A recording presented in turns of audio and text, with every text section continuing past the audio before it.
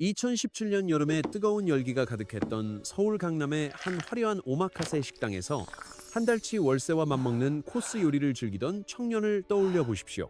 그는 35만 원이라는 거금을 아낌없이 지불하며 인스타그램에 올릴 완벽한 사진을 촬영하는 순간만큼은 세상 그 누구보다 행복하고 빛나는 눈빛을 가진 직장인이었습니다.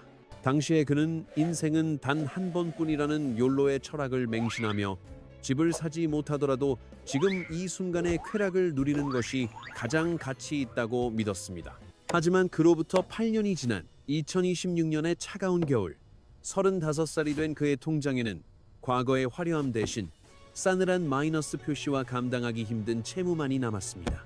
매일 아침 휴대폰을 가득 채우는 카드 연체 독촉 문자를 확인하며 그는 과거의 자신에게 왜 그 돈을 조금이라도 모아두지 않았느냐는 뼈아픈 후회를 반복합니다.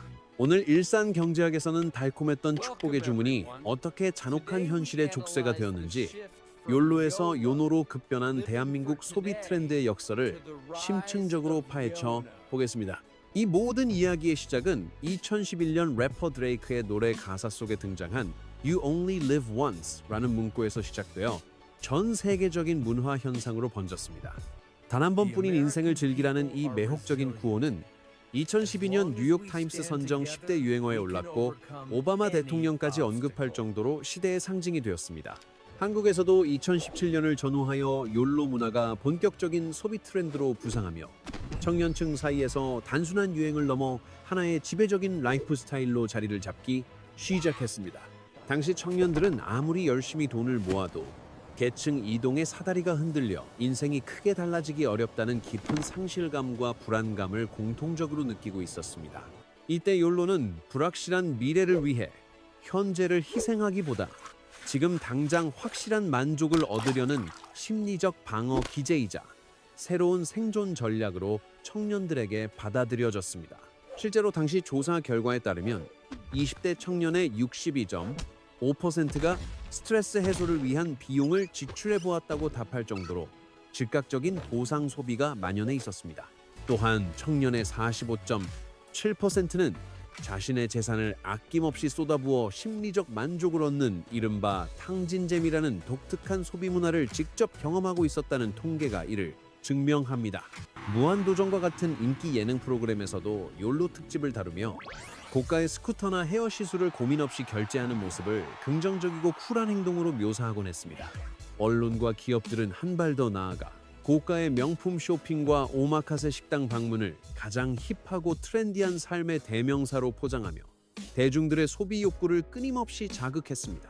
2017년 당시 실시된 여론조사에서 무려 84.1%의 사람들이 욜로족을 긍정적으로 바라보았을 만큼 우리 사회는 현재의 즐거움의 가치를 두는 것을 미덕으로 여겼습니다.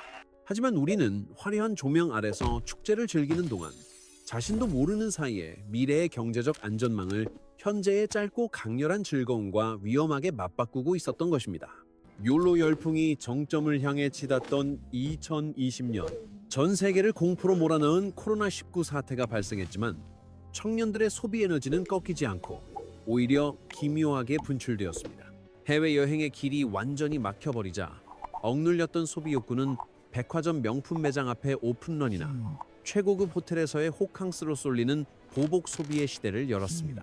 억눌렸던 욕망이 한꺼번에 터져나오며 백화점 매출은 연일 역대 최고치를 경신했고 새벽부터 가방 하나를 사기 위해 줄을 서는 것이 일상이 되었습니다.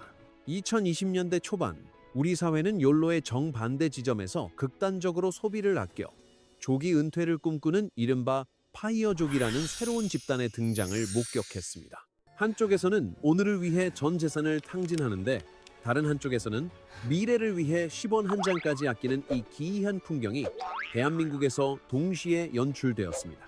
이 두 극단적인 집단 사이를 파고든 가장 강력한 감정은 바로 남한부의 열차에 올라타지 못하고 뒤처질 수 있다는 공포, 즉 포모 증후군이었습니다. 자산 가격이 폭등하자 욜로족들은 이번이 대박을 칠 마지막 기회라는 생각에 거액의 빚을 내어 가상화폐와 주식 투자 시장으로 구름처럼 몰려들었습니다. 하지만 2022년 고금리라는 거대한 해일이 시장을 덮치자 빚을 내어 축제를 즐기고 투자했던 2030세대의 경제적 기반은 가장 먼저 처참하게 무너져 내렸습니다. 2023년 통계에 따르면 39세 이하 가구의 평균 대출 원리금 상환액이 전년 대비 17.6%나 늘어났으며 이는 청년들이 겪는 경제적 고통의 크기를 증명합니다.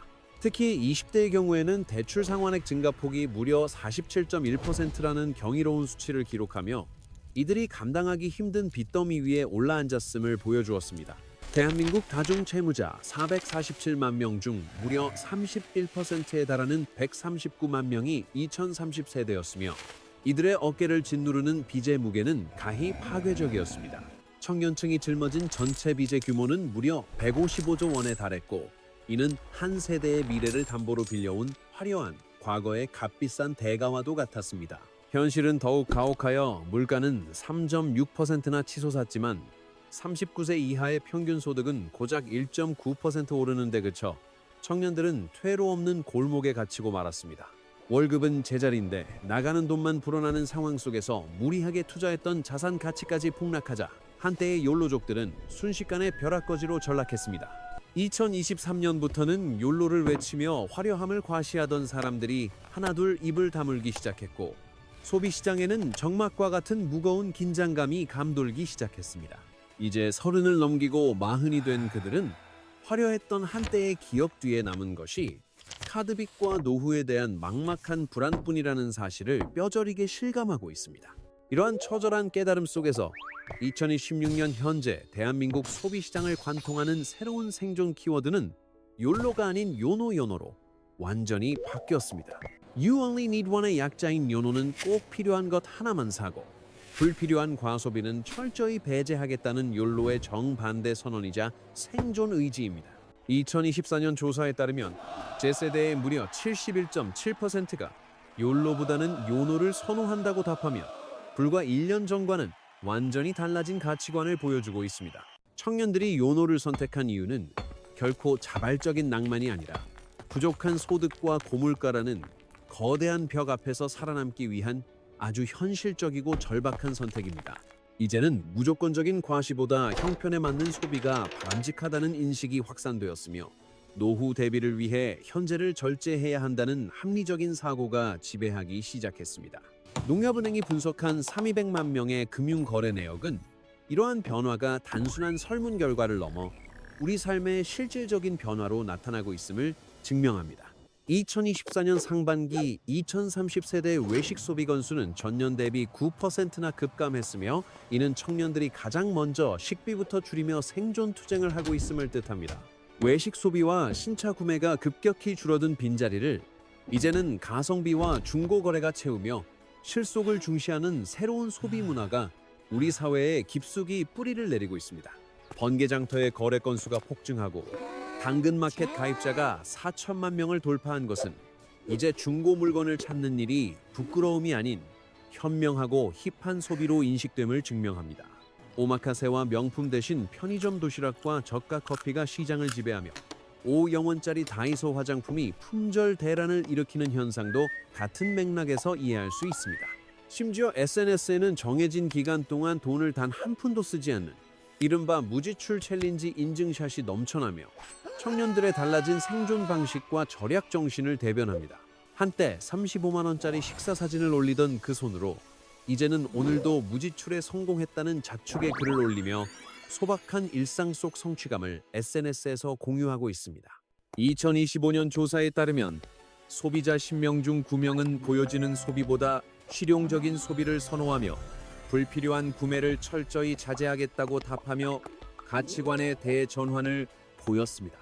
이제 사람들은 화려한 외출보다는 아주 보통의 하루를 뜻하는 아보에 만족하며 명품 가방 대신 집에서 편하게 쉴 수 있는 가구에 더 많은 공을 들입니다.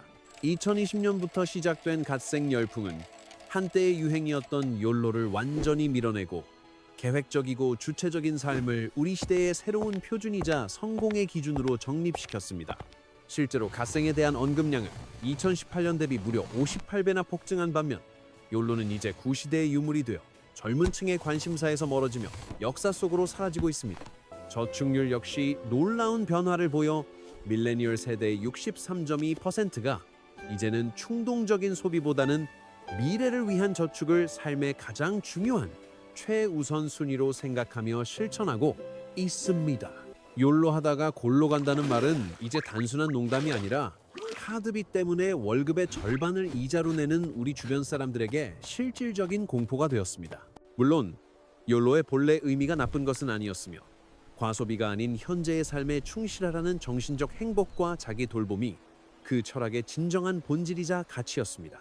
하지만 한국 사회에서 욜로는 여행과 명품이라는 소비 지상주의로 변질되었고 우리는 이제서야 그 무분별했던 선택에 대한 혹독하고 무거운 대가를 치르고 있는 중입니다. 이제 2030 세대는 나이가 들면 체력이 떨어져 저절로 소비가 줄어드는 요노가 된다는 사실을 깨닫고 젊은 시절의 저축이 노후의 질을 결정한다는 통찰에 도달했습니다. 그러니 경제적 활동이 왕성한 3040 골든타임에 열심히 일하고 저축하여 노후를 진정한 의미의 욜로로 보내는 것이 훨씬 현명하다는 사회적 합의를 이루어낸 것입니다.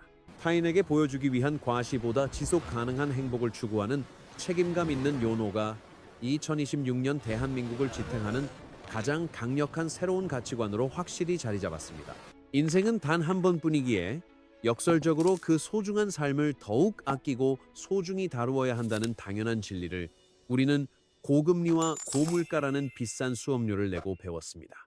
기업들 역시 이러한 소비자의 변화를 감지하고 가성비 제품과 실용적 가치를 강조하는 마케팅 전략으로 전면 수정하며 새로운 요노 시장의 요구에 기민하게 대응하고 있습니다. 결국 진정한 행복은 SNS 속의 허세 가득한 인증샷이 아니라 안정적인 통장 잔고와 마음의 여유, 그리고 내일을 준비하는 태도에서 온다는 사실을 다시 확인했습니다. 오늘도 즐겁고 내일도 안전한 삶 사이의 균형을 찾는 것, 그것이 단 한 번뿐인 인생을 가장 제대로 살아가는 유일하고도 지혜로운 생존 법칙이 될 것입니다.